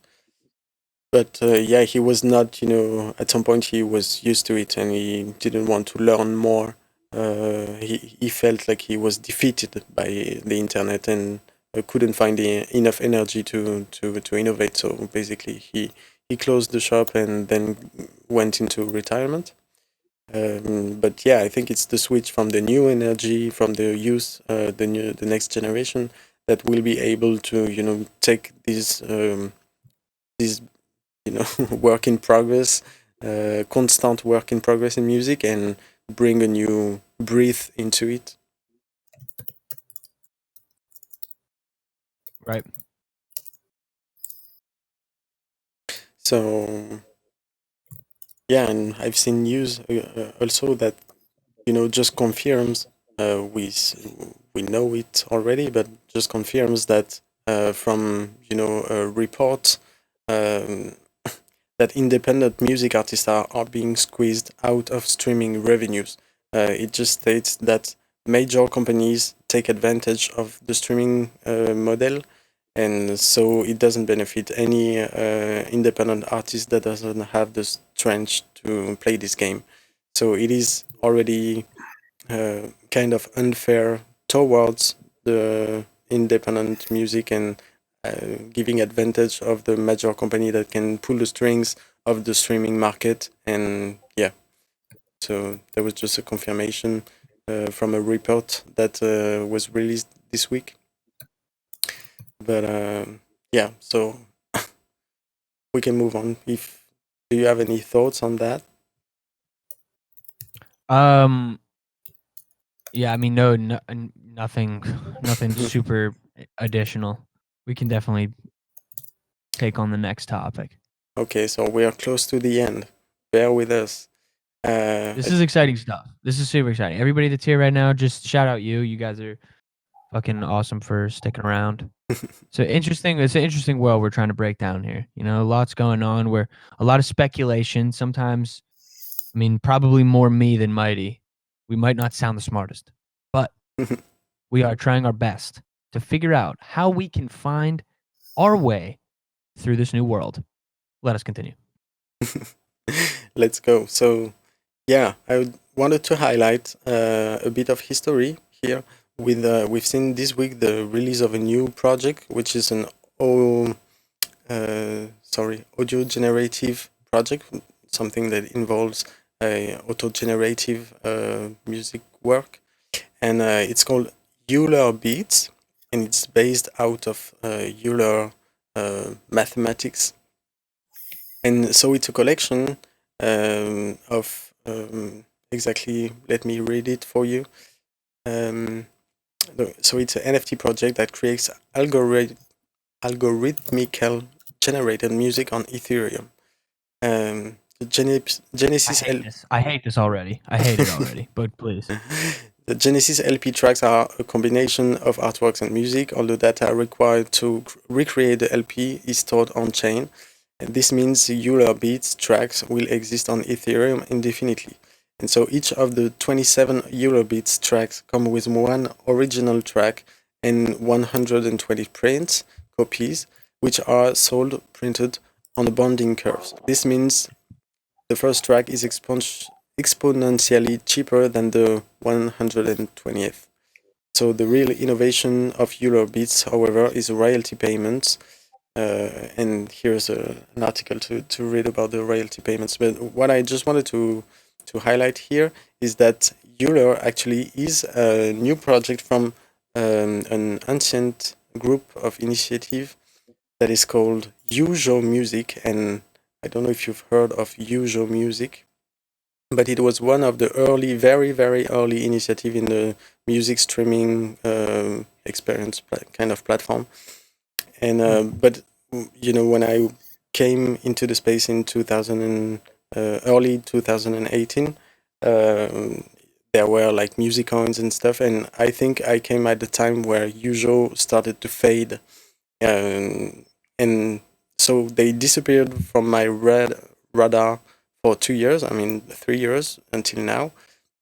But I discovered that Euler Beats is actually from the same team. So it's good to see again the rebirth from various teams in the space that have already experimented things that he kind of didn't work out well, and still trying again with new ideas. So I can understand your point about robotic music generated by computers, but I just wanted to point out the fact that it was a team that already did something that was shout out in the space previously, but it was way before we even got here. So yeah, kind of OGs as well. Yeah, no, I mean it's definitely a great idea ultimately. I'm just curious to see how that like affects the one thing. And it's funny because I'm pretty sure like the first minute we were on this call, somebody I think it was BB Studios was talking about Cypher, which almost is a very similar concept, I believe. Maybe I'm simplifying both into one, but the idea of essentially having the computer generated music, I find that could be interesting, and that could almost be an evolution of music. But being that we've gotten so far away from like what a lot of people or like the older heads would be like is real music, whatever. This is a bad sign for them, because this is going to be even more so far away from quote real music, which I realize is an opinion anyways, and it doesn't really matter how people kind of view it, because if that's where evolution takes us, that's where evolution takes us. And if the music turns out to be pleasing to a large amount of people, then you can't really fight the fact that it's going to be popularized. But yeah, I mean, I don't actually hate it. I was kind of just giving a bad an unpopular take maybe. I just think that it'll be curious to see how something like this actually works, because if everybody's just able to like make great sounding music from an automated algorithm, what's that going to do for the market of music? And what is that gonna force creators to have to do?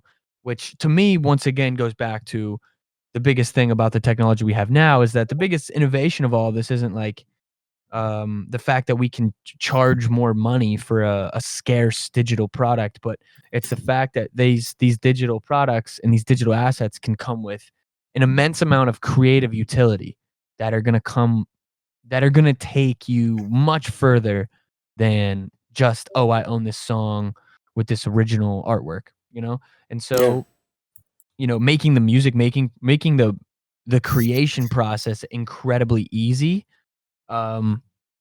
is going to probably once again force people to go into is going to force people to have to innovate in other ways, which to me is going to be like the creative aspects of utility. Yeah, absolutely. But yeah, shout out to Euler Beats, and I mean I can play one just real quick. Yeah, please. But I mean, my point about this. I mean, don't let computers do music by themselves, but use computers as instruments, but just let a human behind using it.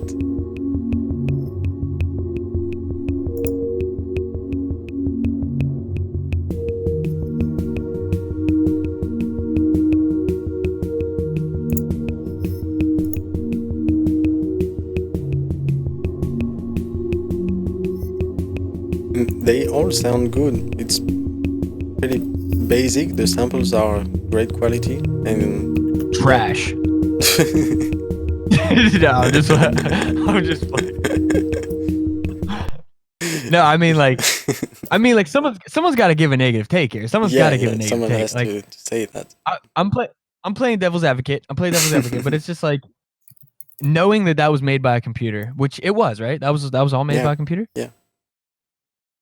Yeah, I mean, it's so. And look, to be honest with you, it's really hard to tell the difference. You know, I mean, that could have just easily been made by a 12-year-old. So yeah, exactly. I've heard worse human efforts. That's kind of what I'm like. That's what the fear is. That's what the fear is to me, is that these computers are eventually going to just make things better than us. I mean, look at Splice. Look at Splice. I mean, not to say Splice is like the step before this, which is, you know, you have a disgusting amount of really, really quality samples, drum loops, all of this stuff, and then, you know, you just throw it into a track with the right tempo, and next thing you know, now you have a track that sounds, you know, quote unquote industry quality, but of course, for anything to pop, you know, it has to have that relatability. Like, I'm not relating to that loop or whatever that was, but what happens whenever that computer finds a way to relate, you know? It's going to be really scary to Sure. musicians that are, you know, that are purists, you know what I'm saying? Instrumentalists at heart are going to find that really dissatisfying, I think. But who knows? I mean, Yeah. Who knows? And once again, I'm giving a harsh take almost for the case of just making it seem like there's some opposition to it. But ultimately, hey, I'm not mad. I'm not mad about somebody creating a fucking. I'm just loathing, and yeah, Rogan, you should absolutely do it. He should make a sample pack of he slapping his belly, like Rogan X belly beats. Slap that belly, dude. Slap that belly. Yeah, Dude, that's a unique great collection. Idea. That's a great idea. Absolutely, I would buy that and make hit records with it. Definitely. Red Belly Beats. That sounds like a Red Belly Beats sounds like a record label in like the deep south. Sure. But yeah, is that you, Rogan? I'm hearing. Yeah, I've been unmuted the whole time. I just haven't said anything. Oh my man, you know what? I was like hearing like little peeps here and there. I was like, what the? I was like, is Mighty got a friend over or something? Like, who is that? I'm sorry, dudes. I honestly didn't realize that I was unmuted when I came in the channel. Oh, dude, I love it, man. No worry at all. We should have a. You're welcome. We would. I mean, I know that our show's already pretty lengthy, but I would love to have a moment where we kind of bring people on just to like get some hot takes. Yeah, we were talking about that. Yeah, doing I don't know, once in a while, some club room vibes to the show. Yeah, having different takes and people talk, and sometimes having just one guest, sometimes just MAi and I, and sometimes having a kind of clubhouse vibe. I think it would be great. Yeah, I'm super down with that. That'd be a lot of fun. Sure. So yeah, we will work on that belly beat. And yeah, so we were talking about Ujo, and yeah, speaking of old stories in the music and blockchain, it's kind of complicated because I've seen the news from the 5th of March, this week, from the first blockchain ticketer, Big Neon, that has run out of money. So the music and blockchain space is kind of dangerous because lots of the experimentation we've seen and that I referenced are, not as red because they are kind of not avoided, but dead projects because it requires a lot of investments of understanding of developing the technology and stuff. And so a lot of them have kind of lost the way and end up, running out of money. So their ideas are great. And we've seen recently new events, ticketing platforms like the Get Protocol or Everdo that are specifically focusing on that. But yeah, it's the life that continues and goes on and off. But here, yeah, shout out to Big Neon, and I'm sure they will come later with new ideas and and stuff. But yeah, it's kind of RIP vibes, but at the same time, wishing them the best. So yeah, let's pack this show before it's 2 hours. I wanted to talk about the Audius Pass.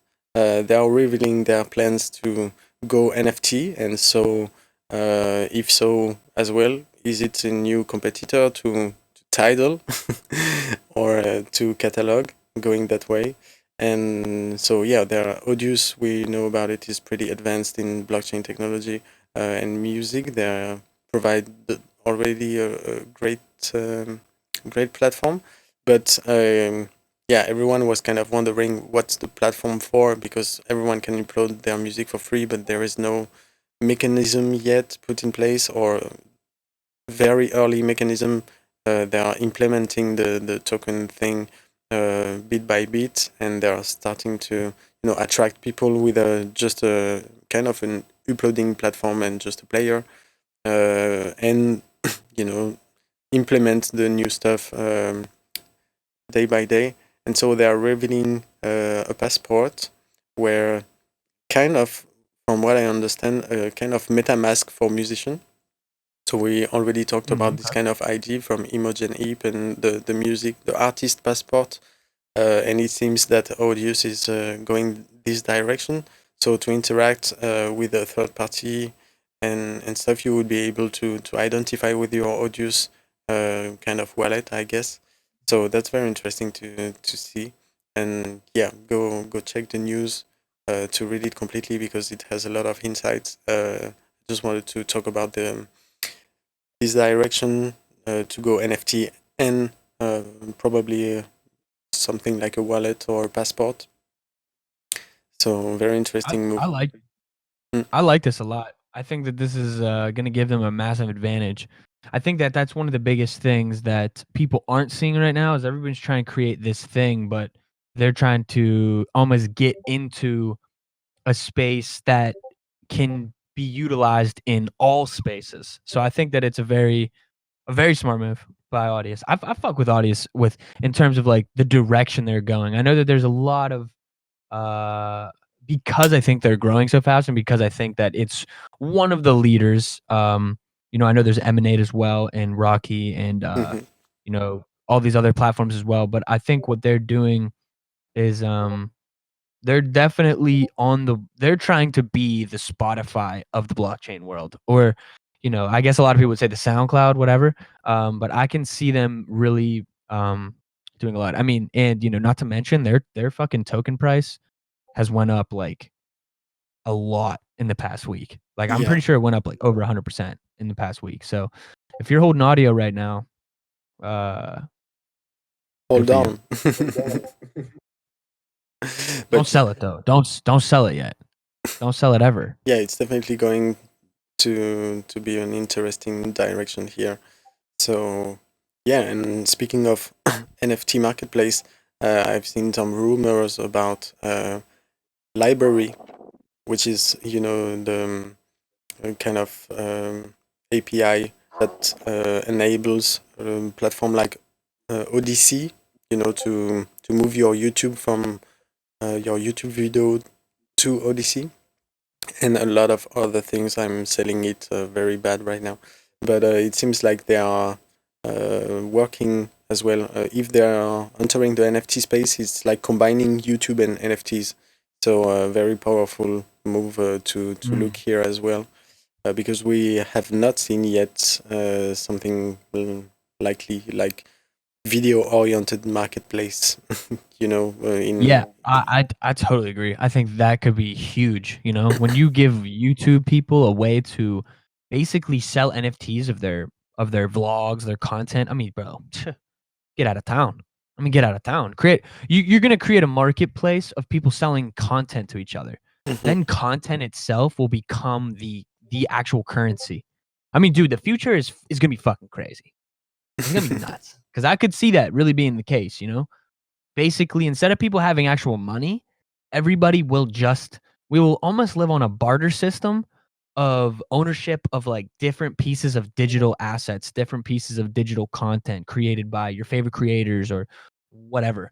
I think that I would love to see a YouTube like that. That would be really exciting because, of course, you can make something like that on Rarible, blah blah blah blah, and Yeah, represent it for a YouTube video. But having a place where that's all in one, that's gonna be powerful for sure.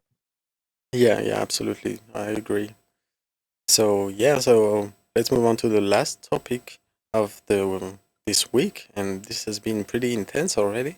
We got through everything pretty much, and Somehow, somehow, and we are close to 2 hours, so we have to work on that still. But it's witnessing the, you know, what's happening, and we had to witness all this thing to you because I think it's important. So the last news was pretty much all the crypto art space saw this, I guess, was the airdrop of MurAll, which is a new experiment, and it's about having a live wall where everyone can like graffiti, do graffiti on it, pixel graffiti, and for that they have to use the token the team has spread on the market, and they choose they made a screenshot, a list from artists from Rarible, Super Rare, Known Origin, and different platforms. They screenshot the all artists involved, and they sent them tokens, and these tokens are supposed to be used to create artwork on this wall. So if you want to put your logo on this wall, you have to burn the paint token, and so it's a decreasing supply, where at some point it won't be possible anymore to mint on that wall because all the token would be burnt into creating the wall. And so when there's no more token to create the wall, then it got historic. Like every pixel is on chain, so every state of the wall is stored on chain. And I'm thinking about this for the music community because it's a way, if you haven't swapped your paint airdrop yet, it's or if you don't have paint but want to leave a trace before the wall is closed and there is no way to paint on it anymore, that's something to consider, to leave your trace on something collaborative that comes to the community of crypto artists all around the world, and gather them together in a common wall. So yeah. I feel it. Just if I have an advice, don't paint over the cat yet, because the cat is more powerful than you are, and everything that you will paint over the cat will, I think, for a long time will be repaint as a cat. So paint around the cat or do a masterpiece that covers all the wall, and so your trace will stay on that blockchain's wall. That will, to me, become historic. I think in 10 years we will look at it like, oh damn, if I could have my logo on that wall, that I don't know, I think of it that way. No, yeah, I totally feel you. You actually brought this up to me this weekend, and I don't have any paint. I wasn't a part of Rarible back then, so I didn't actually gain any for Yeah, but you myself. can So trade some and paint on it if you want. wait, you said I'm with no paint. Am I able to? No, you would have to swap paint from your Ethereum on a Uniswap, and then you can paint on it. Or I can send you some as well. But I feel like Rogan, Okay. I will be the last holder of paint. And I think many artists are thinking this right now, because when you understand the tokenomics, if that thing takes off, that would mean, basically, if we keep on these tokens, at some point we will be the last owners of these tokens, and it will be a hard choice. Like, do you take the money or do you take the legacy minting on it? And so that's kind of fascinating.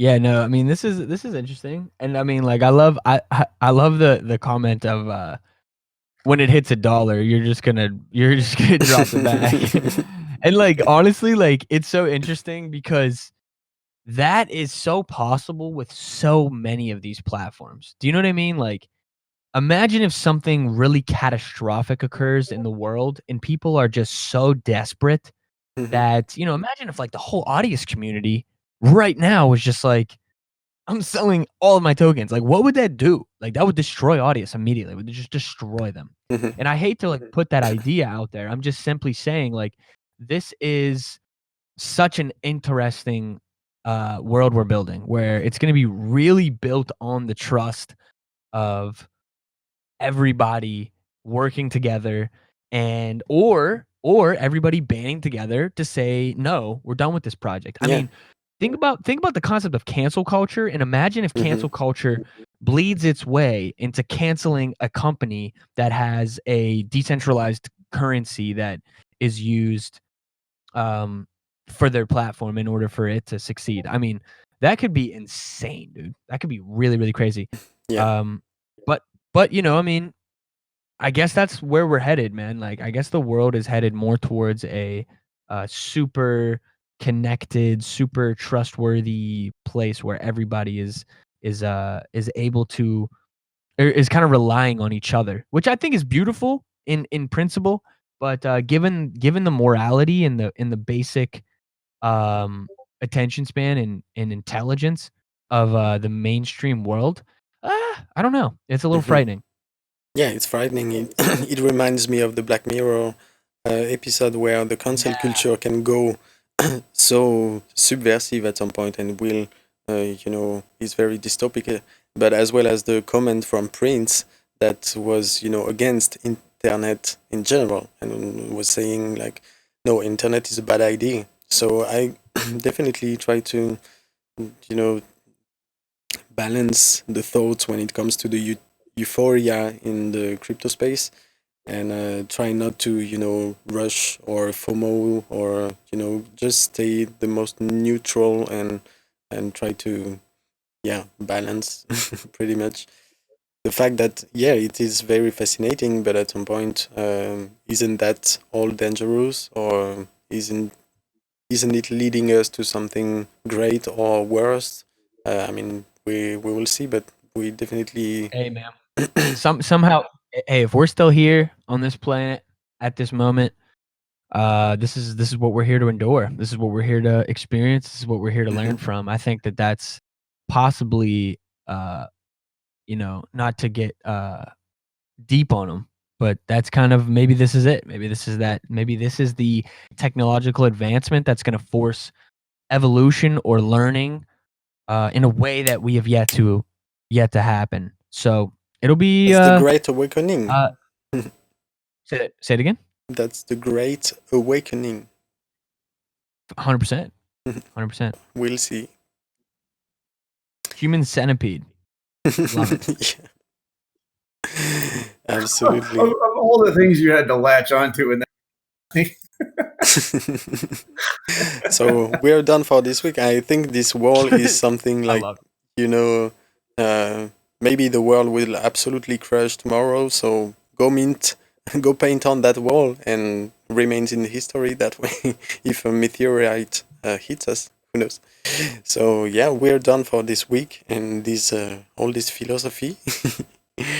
And I don't think we have more time to play one or two underrated NFTs that I selected this week, but we are done for the talks, I think. So if you want to share a last thought, maybe with us. Final thoughts. Go love each other. More love, less crazy. We need we need more love. We need to be able to trust. But I think the key with all of this trust and all of these things or whatever, the thing that we're missing most in the mainstream world is a disgusting amount of compassion and real understanding and real patience for somebody that we don't agree with or a topic or a thought that we don't enjoy. I think that because not to like get on the topic of like the cancel culture world, but if this does bleed into this world, it could ruin things quickly, or it could build things up quickly, but not necessarily. And one of those can be good and one of those can be bad. It just depends on what the thing is and why it's being torn up or brought down, whatever. And so I think the thing that I always really advocate for is just overwhelming amount of patience and understanding, or desire to understand. The desire to actually hear out your opponent or enemy, or the disagreeer of whatever it is that the conversation is. I think that the ability to actually have a real conversation with somebody that you don't agree with, or with a topic or something that you don't see yourself, is the biggest superpower in today's world. Which I think, you could call it empathy, but I think it even goes further than that, because you can be empathetic and then just use that empathy and just manipulate. Whereas, being able to really listen and give respect to people who don't see things your way, and that will enable us to not be so quick to want to cancel and have this herd mentality about whatever it is that we're trying to create or destroy, because that's what we're here doing. We are creating and we are destroying. But let's choose to be understanding and fair to those that we create and destroy. So that's the only thing that I might leave us with. The only other thing that I was going to mention, which is definitely a shameless plug, or should I not? I just won't even plug. I'll wait till at the end of the show to plug my new little experiment that I'm doing. But yeah, I mean, another great show. Yeah, sure, and I totally agree with all you said. Again, the all the mental health, and I'm not pro the positive dictatorship. Being always positive and stuff. I think it can be very toxic at some point. But I do feel when it comes to this space that try to learn more about yourself, to catalyze your good and bad energy towards a goal that starts to be tangible, and that if we work properly will lead definitely to a better change. And it's all about as well not letting the like you said with the cancel culture with companies and stuff, if at some point we see malicious moves, will the community be able to block that? It will be very interesting, like we saw with the GameStop manifestation. Will the power in the people's hand will be exactly powerful enough to spot and then prevent people from the malicious exploits in the space? Yeah, I totally agree. Totally agree. And GameStop is a great example of that. That's the power of the people. If they decide to band together, and there can be great things that come from that, and there can be potentially bad things that come from that. But I'm interested. Nonetheless, we're here, so we're gonna watch, and we're gonna enjoy the show, whether we're a part of its creation or its destruction. Absolutely. And thank you again in the chat. Shout out to Easy in Crypto as well. Get your pop for this week. And thank you for Dragonade for all the pops.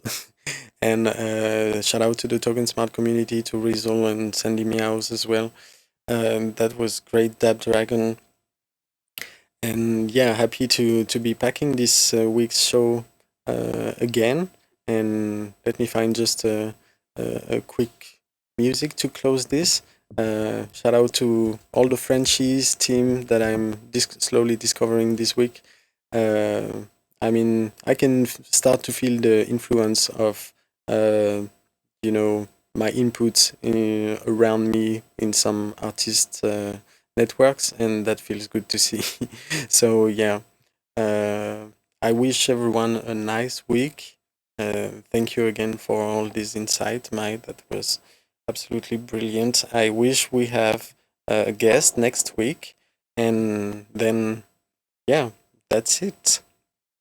We'll have very interesting talks next week, I think. Absolutely. A lot of things, Well, secret things that are undergoing that will pop out soon. that will be very great to talk about. Absolutely. Well, thank you for being the real genius behind the show. Always That's putting what together you some fire think, but topics. it's to make you the best genius of the show. Oh no, it's you that's the No, genius. Of the show. I love it. all right. Great. Cool.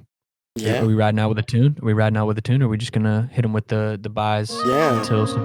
The tune is from Daigo and Elk.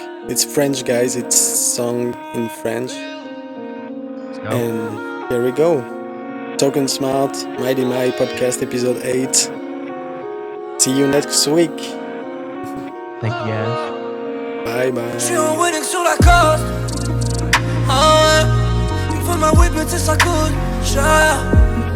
C'est dead. S'ils veulent me faire, j'espère qu'ils sont équipés. La Corée médecine. J'suis dans la mer, j'suis à chill. J'suis en winning sur la côte. Bébé veut m'accoster. Ah ouais. C'est moi qui fais comme moi. Respire, j'te fais kiffer dans le noir. Yes bitch, te fais tripper comme moi. J'ai-tu tombé dans le vide quand j'suis tombé devant toi? Dis-moi qui fait comme moi. Dis-moi qui te fait kiffer comme moi. J'rêve pas, tout est trippy comme ta. Tout est trippy sans toi. T'es mon trophée, j'en ai trop fait pour toi. J'suis atrophié, j'me suis retrouvé sans toi. Tout est trippy comme ta Paris.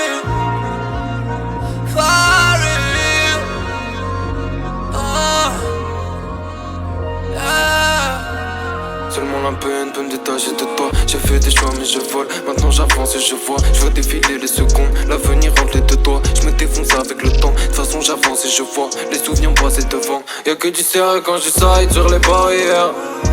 Y'a que du sérieux quand je charge tout le barrière. Oh. On fait du mal mais le mal nous a abîmés. J'mets les gaz, on dégage, genre automatique. J'ai mis le cap sur la lune, j'ai mis du vrai dans ma vie. J'ai des visions, des allus, j'ai pris la potion magique, celle qui va changer ma vue. J'ai jamais dit que c'était facile de faire avec mes abus. Donc j'passe à 220 pétasses, je veux de l'an 20 babe. Ramène-moi 2 grands vins, que je reprenne 2 grands vins babe. Pétasse, tu veux la drogue, elle passe à 220 babe. Et je danse avec la mort quand je passe à 220 babe. Oh bébé veut m'accoster. Mais bébé tu m'as ghosté. Mais bébé j'étais posté en bas. J'aurais dû te tester en bas avant de se détester en bas. Bitch, ma bébé. T'as tiré dans le mille, ça a limite. J'dois glisser un speed dans la minute. Oh oh, j'suis en winning sur la côte. Oh ouais, il me faut ma whip mais tu sais ça coûte cher. C'est dead. S'ils veulent me faire, j'espère qu'ils sont équipés. La Corée médecine type. J'suis dans la mer, j'suis à chill. J'suis en winning sur la côte. Bébé veut m'accoster. Oh